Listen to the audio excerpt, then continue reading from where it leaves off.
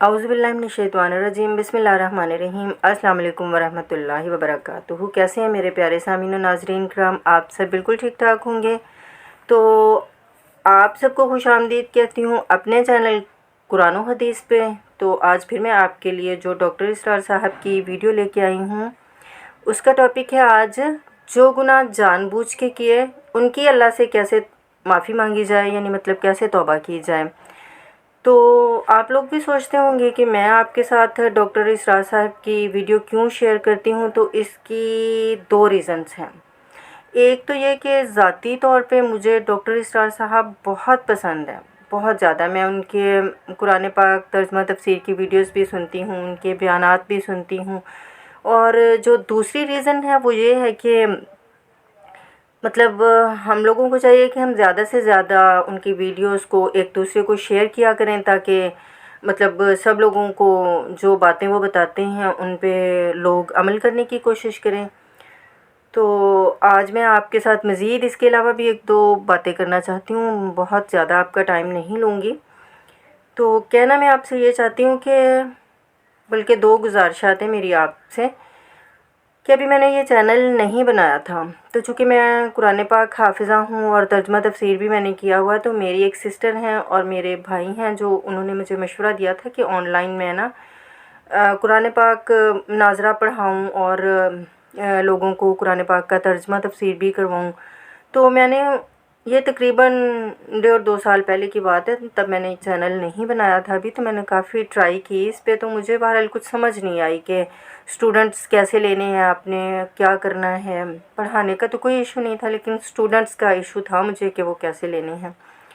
تو پھر میں نے چلیں یہ چینل بنا لیا کہ چلو اسی کے تھرو میں کوئی اپنا مطلب جو میرے پاس دین ہے، جو میرے پاس کوئی بات ہے، میں لوگوں کے ساتھ شیئر کر سکوں۔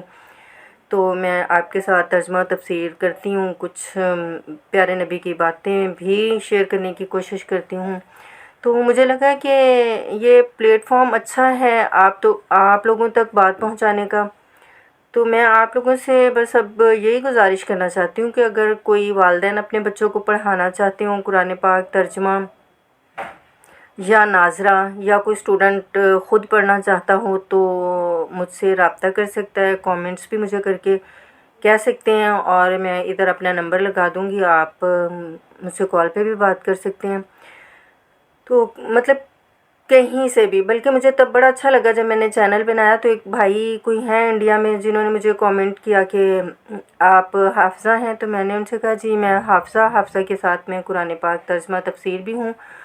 تو انہوں نے مجھے یعنی مزید مشورہ دیا کہ آپ نا آن لائن قرآن پاک پڑھائیں۔ تو پھر سے میں نے دوبارہ ٹرائی کی ہے۔ تو اب آپ لوگوں سے بس یہی ہے کہ پاکستان سے ہو، کوئی انڈیا سے ہو، UK، برطانیہ، کینیڈا، انگلینڈ، جہاں سے بھی یعنی مطلب کوئی پڑھنا چاہیں تو مجھ سے رابطہ کر سکتا ہے۔ تو مجھے ضرورت بھی ہے بلکہ، تو مجھے اچھا لگے گا۔ اب ویڈیو شیئر کرنے سے پہلے بس وہی آپ سے گزارش ہے کہ چینل کو سبسکرائب کر دیجئے گا، بیل آئیکن کو پریس کر دیجئے گا، ویڈیو کو بھی زیادہ سے زیادہ شیئر کر دیجئے گا۔ اور آئیے ویڈیو دیکھتے ہیں، پھر اس کے بارے میں اپنی رائے کا اظہار کرتی ہوں آپ کے ساتھ۔ سورہ بقرہ کی ان آیات کو نماز میں تلاوت کرتے ہوئے میرے دل میں خیال پیدا ہوتا ہے کہ میں ان گناہوں کی معافی مانگ رہا ہوں جو بھول کر یا چوک کر ہو گئے، لیکن جو گناہ میں نے پورے شعور سے کیے اور اب بھی کر گزرتا ہوں، ان سے کن الفاظ میں معافی مانگی جائے۔ وہ معافی مانگنے کے لیے تو یہ ہے کہ رب انی ظلمت نفسی ظلما کثیرا، جیسے حضرت آدم سے خطا ہوئی تھی اور حضرت حوا اور آدم نے دعا مانگی تھی ربنا ظلمنا انفسنا وان لم تغفر لنا وترحمنا لنکونن من الخاسرین، وہ دعائیں بھی قرآن مجید میں موجود ہیں۔ یا جیسے کہ حضرت یونس علیہ السلام سے غلطی ہو گئی تھی، اللہ کی اجازت کے بغیر وہ اپنی قوم کو چھوڑ کر چلے گئے، تو انہوں نے جو تسبیح کی ہے، جو ہمارے ہاں جس کی تسبیح بھی کی جاتی ہے اور اس کا آیت کریمہ کا جو ہے ورد کیا جاتا ہے، بلکہ وہ بھی اصل میں قلب کی گہرائیوں اور شعور کے ساتھ جو اگر ادا کی جائے تو بہت لا الہ الا انت سبحانک انی کنت من الظالمین۔ تو یہ جو ہے استغفر اللہ ربی من کل ذنب واتوب الیہ، یہ بھی ہے، تو مختلف ہے اس کے لیے کہ جو قرآن مجید میں بھی آئی ہے اور احادیث میں بھی۔ البتہ توبہ کے بارے میں چونکہ ذکر آج ہوا ہے اور آپ نے سوال بھی کیا ہے، تو یہ بات واضح ہو جانی چاہیے، توبہ کی 3 شرطیں ہیں صحیح توبہ ہونے کی، اور یہ 3 شرطیں ہیں حقوق اللہ میں جو گناہ ہوا ہے اس کے ضمن میں۔ حقوق العباد میں ہوا ہے تو 4تھی شرط اور ہے۔ وہ 3 شرطیں کیا ہیں؟ گناہ پر حقیقی پشیمانی ہو، دل میں شرمندگی ہو، تعسف ہو کہ یہ کام میں نے کیوں کیا یا کیوں کرتا رہا اب تک، اور نمبر 2 عزم مصمم ہو کہ آئندہ ہرگز نہیں کروں گا، اور نمبر 3 اس کو چھوڑ دے بالفعل، وہ عزم مصمم پر عمل شروع ہو جائے۔ اگرچہ یہ ہو سکتا ہے کہ پھر غلطی ہو جائے، پھر ذہول ہو جائے، پھر نسیان ہو جائے، کوئی پرواہ نہیں، اس وقت جب کہ وہ توبہ کر رہا ہے، نمبر 1 پشیمانی ہو حقیقی، نمبر 2 عزم مصمم ہو کہ دوبارہ ارتکاب نہیں کروں گا، نمبر 3 بالفعل اس کام کو چھوڑ دے۔ 3 کام اگر ہوں گے تب جا کر حقوق اللہ کے ضمن میں وہ توبہ صحیح ہوگی۔ فَإِنَّهُ يَتُوبُ إِلَى اللَّهِ مَتَابًا، توبہ جیسے کی جاتی ہے اس کی یہ تقاضے ہیں۔ اگر تلافی کر سکتے تو تلافی کیجئے، کسی کا مال ہڑپ کر لیا تھا واپس کر دیجئے، اس کے بغیر معافی نہیں ہوگی۔ اگر وہ فوت ہو چکا ہے، واپسی ممکن بھی نہیں ہے، تو ٹھیک ہے، اللہ تعالیٰ کے ہاں جو ہے وہ اس کا آپ کی نیکیاں اس کے حوالے کر دی جائیں گی۔ یا یہ کہ اگر زندہ ہے، آپ اب نہیں بھی دے سکتے اس کا مال، یا آپ نے جا کے کہا بھائی میں نے آپ پر تہمت لگائی تھی، میں آج معافی چاہتا ہوں، خدا کے لیے مجھے معاف کر دیں۔ اور یہاں تک آتا ہے بعض صحابہ کا طرز عمل کہ ایک صاحب اپنے اسی طریقے سے ساتھی سے معافی مانگ رہے تھے، انہوں نے کوئی سرسری طور پہ کہا اچھا جی ٹھیک ہے میں نے معاف کیا، لیکن انہوں نے محسوس کیا کہ یہ دل سے معاف نہیں کر رہے، وہ زمین پر لیٹ گئے اور اپنا گال ایک جو ہے زمین پر ٹکا کر دوسرے کا، اس پر میرا اپنا پاؤں میرے دوسرے گال پر رکھو تو مجھے یقین ہوگا کہ تم نے واقعی مجھے معاف کیا ہے۔ تو یہ کیفیت تو اس انسان کی ہوگی نا جسے واقعتاً محاسبہ اخروی کا احساس ہو اور شدید کہ اس کی جواب دہی ہوگی، تو اس کے لیے تو پھر وہ ہر طرح سے تلافی کے لیے خوشامد کرے گا، بھائی خدا کے لیے مجھے معاف کر، اور جی معاف کر دیں آپ، بس یہ کیا ہے، ایک معافی وہ ہوتی ہے، وہ جو پولیس والے بھی معافی مانگ لیتے ہیں کبھی کبھی، تو وہ معافی نہیں ہوتی، حقیقتاً دل سے آپ معافی مانگیں تو وہ ہے معافی، اور واقعتاً دل سے معاف کریں۔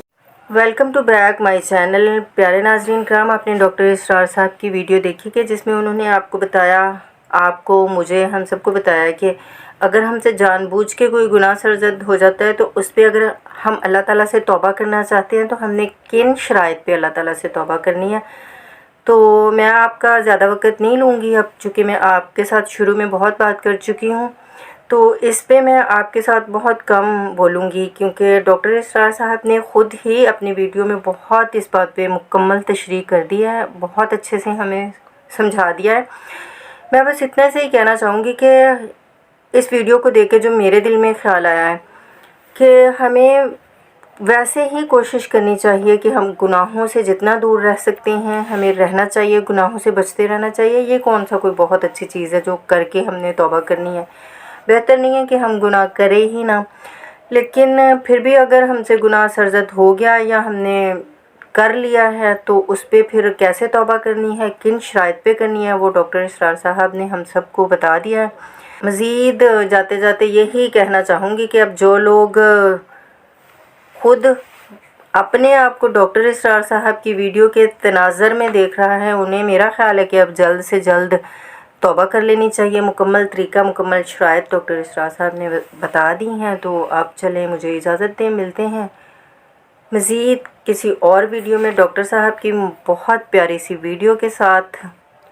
اللہ آپ سب کا نگہبان، اپنا خیال رکھیے گا، دعاؤں میں بھی یاد رکھیے گا۔ اللہ حافظ۔